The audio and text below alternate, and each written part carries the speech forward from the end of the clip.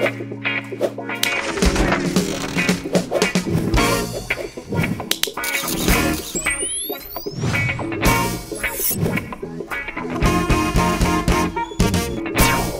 is DJB, and welcome to another episode of Photocritic TV. You're watching it. This is Photocritic TV. All we do here is photo critiques, and we're critiquing and reviewing your photographs. Go to the website, photocritictv.com, and click to submit.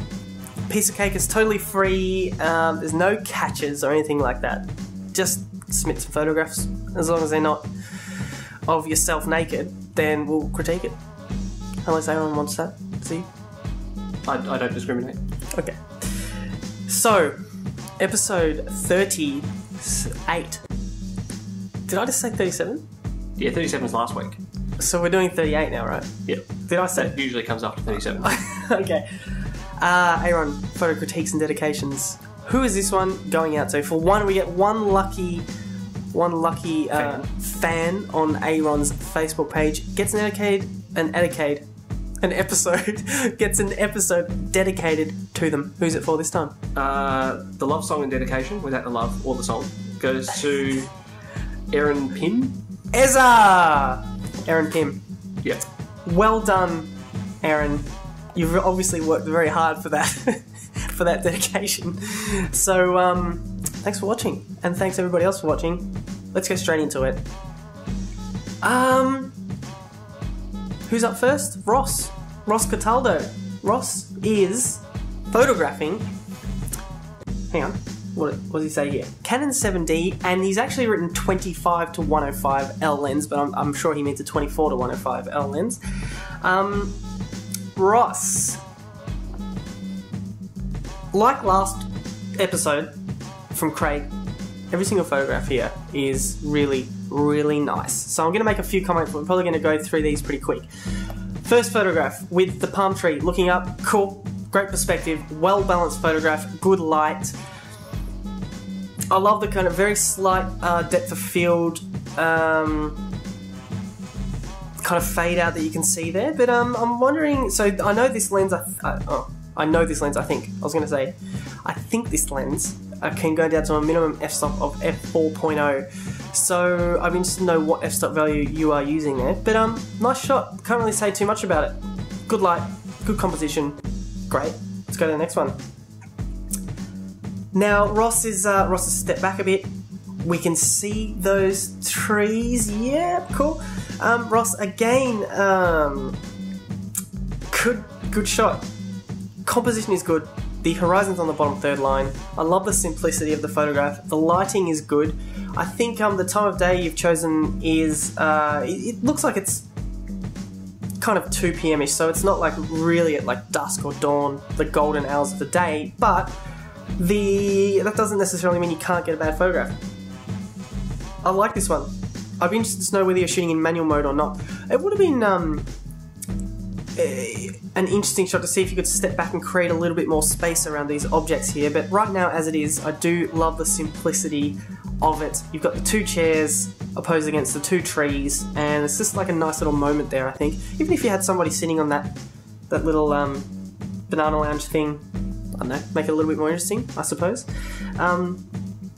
Nice one, Ross. Let's go to photograph 3. OTB on photograph 3 with Aaron. This is what we do here. Every third photograph, we go to Aaron, who's the guy behind the camera. He's never seen this photograph before. And do an OTB with him, off the bat. Beyond the frame. Beyond the frame. How's things? Yeah, good. Yep. You're well? How have you recovered from the birthday blues? Yep. So, it was Aaron's birthday, like, what, last week? Yep. And he's a bit upset because now he's over the hill. Over it. I've sobered up. Yeah. Life moves on. He's having another midlife crisis. Except he hasn't really got anything to show for it. There's no point. That's what the crisis is all about. So, Aaron, you ready for this? I'm going to take you in right now. Yep. Ross, what's the word? Buckle up? Buckle up. Yeah, we'll go with buckle up. Here we go. Ooh. Take the pad. 7 seconds. Which one am I looking at? Yeah, okay, yeah. The third one. The third. It's always the third. The third one, you knob. Death Star. The Death Star. Yeah. It actually does look like the Death Star, doesn't it? Well, I wasn't lying. Ross, this is such a cool photograph. So what lens did you say you've used here for this one? The 100 to 400, and it was taken at 400mm handheld. So, Ross, I mean, this is obviously when we had that really close full moon like a few weeks ago. Do you remember that? No. Oh. You're not paying attention just to stuff. No, I go to bed early. Oh. What, 7? Well, when the sun goes down. So Ross, this is such a great photograph. There's so much detail in the moon here.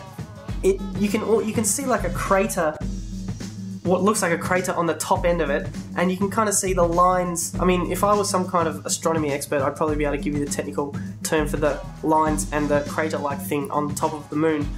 But really good detail, great lighting again, handheld.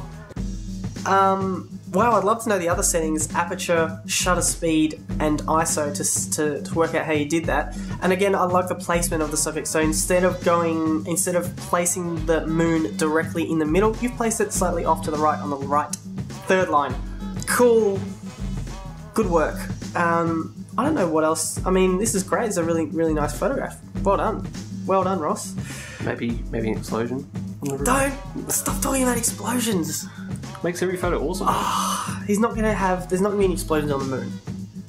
You and your Michael Bay. Not with that attitude. Your Michael Bayness. Alright, Ross, next one. So Ross has actually submitted like 5 photographs, and they're all, I can't really think of many comments to help Ross out here, so let's just quickly get onto it. The flower photograph, Ross. Great. I don't know what, okay. This is again what I would have liked to have seen what it looks like if you hadn't chopped off the top and bottom petals. So maybe just zoom out, step back a little bit so you can include the whole flower. And actually, I think with these sort of photos, you can kind of go 2 ways. So you can either step right back, show the flower in its environment, or you can zoom right in and show the detail of the flower and kind of fill the frame. I think here you kind of found like that middle point between those two. Just playing it safe. Yeah, he's on the fence. So I probably would have, if it were me, I probably would have either stepped back a little bit and created some more space and showed some more of the environment, or zoomed in more and just kind of filled the frame just with the flower itself. So that's cool. Let's go to the last one from Ross.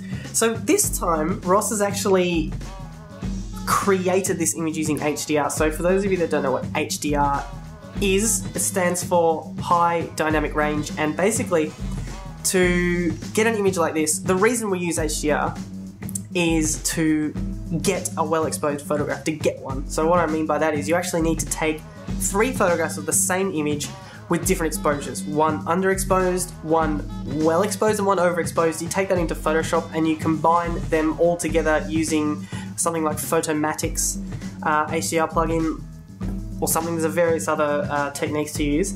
And then it kind of gives you this weird, well-exposed image. So, Ross, you've actually done this pretty well. Normally when people do HDR, they go way too far and it turns their photograph into like digital art and it doesn't even look like a photograph anymore. This time, it still looks like a photograph, which is good, and the colours are really, really nice. They all kind of go really well together, so you can definitely tell that you've taken the photo at the right time of day in the first place. The only thing is, with HDR, be careful, because when I zoom right in now, you can see that it's a little bit soft around the trees. The whole image has become a little bit soft after the HDR processing. That's the only thing. So I actually don't know, if it were me, I don't know if I would have used HDR here. I personally don't use HDR. I went through a phase of doing it, but it's just such a high maintenance thing to do. You've got to go into Photoshop and create 3 images, and you've got to tweak it and blah, blah, blah. It's just not worth the time for me personally. Whereas you can just kind of do similar things with adjustment brushes in Lightroom to get a similar sort of effect. But Craig, as far as composition goes, so the processing is good, but it's a little bit soft. Lighting is great. Composition, awesome. So it's a really well-balanced photograph and some good symmetry here. So symmetry between the left and right, and symmetry with the mirror of the trees in the water between the top and bottom. So that's really cool. And again, with the composition, I like it. We've got good detail in the sky, and the horizon's on the bottom third. Good shot, but and you could have made this a lot worse with HDR, so nice one. Thank you, Ross. Let's go to David Heatley. So David is, can't believe it. You know what David's sort of camera David's got? What's that? He's got the damn Nikon D800. That's the one that I've been waiting for 6 weeks, and I still be waiting for another 4 weeks because I want that camera and I've got it on order, and there's just not enough of them in the world at the moment. I'll ask him tomorrow. Yeah, can I have it? Dave, do you mind if I just kind of have it, your camera? Just have it, I just want it. Just give it to me. If you just post it to me, send me an email and we'll organise that. I'm sure you won't have any problems with that. Ooh. Aaron will have a go at it as well. He likes drop testing things, so... I do. I'm a klutz. Yeah. So you'll probably drop test that against, what, your iPhone? Just drop them together at the same time, see which one holds together. Which one bounces? Yeah, which one bounces the most. Dave, so first of all, I want your D800 because I haven't got mine yet. But great image. The first one, so we haven't actually said, so he said he's taken these on a vision trip to Italy, but he hasn't said what lenses he's using here, so that's okay. They really, all of these photographs again are just really, really nice. I like the first one, nice black and white, kind of a macro-y shot. The only thing with the composition, I probably would have moved that leaf a little bit more to the right and reduced the amount of empty space on the right. So at the moment, the leaf is almost in the dead center, but just a tiny bit to the right, but not quite enough, in my personal opinion. I would have liked to see what this looks like in colour as well, because I'm sure there would be some really nice greens going on there. Sounds like you're just jealous. It's a bit of jealousy. I can hear the envy. This is too much hate. Yeah, okay. I'm trying to be as positive as I can here because I don't have my D800, and Dave's got his D800, doesn't he? Bloody Dave and his D800. Who's this guy? Who's this guy think he is? But Dave, no, that's a nice shot. I like it. I would like to see it in colour as well. And also, what sort of post-processing are you doing on it, if any? I'd be interested to know. Next one, Dave, cool landscape shot. Great composition, really good composition actually. I'd say definitely you are, I know from this photograph I can tell that you are doing some kind of post-production work. Because I can see, I think what you've done is you've actually reduced the exposure in the skyline there, kind of brought that down, it may have been a little bit bright. Again, what would that look like in colour? I'd be interested to know why you converted it to black and white. Good shot, well balanced, good composition. I like the detail in the clouds and in the foreground. Good shot. Dave's last one. That looks like Venice to me. Obviously, there's a guy on a gondola. Really love the colours of this photograph. And I don't really know what else I can say. One thing is, I think you haven't, with this photograph, you cropped it in such a way that you haven't maintained the 3:2 ratio. So remember, when you are cropping, try and keep that same aspect ratio, okay? Because we don't want to, you've kind of, it looks like you've chopped off a little bit down the bottom, maybe because there was something distracting going on there. But in doing that, you've made the photograph look more elongated. So we want to try and maintain that 3:2 ratio mainly for print. If you ever want to get these photographs printed. I like all of them. This one, don't know. I can't think of anything really where we can improve. So Dave, great shots, and I think you should jump on Facebook or write a comment on the website for this episode and just let us know what sort of lens you're using. That's it. And how good the camera is. Don't tell me how good the camera is. I know it's awesome. Alright, that's it everybody. Thanks for watching. That's it for episode 38.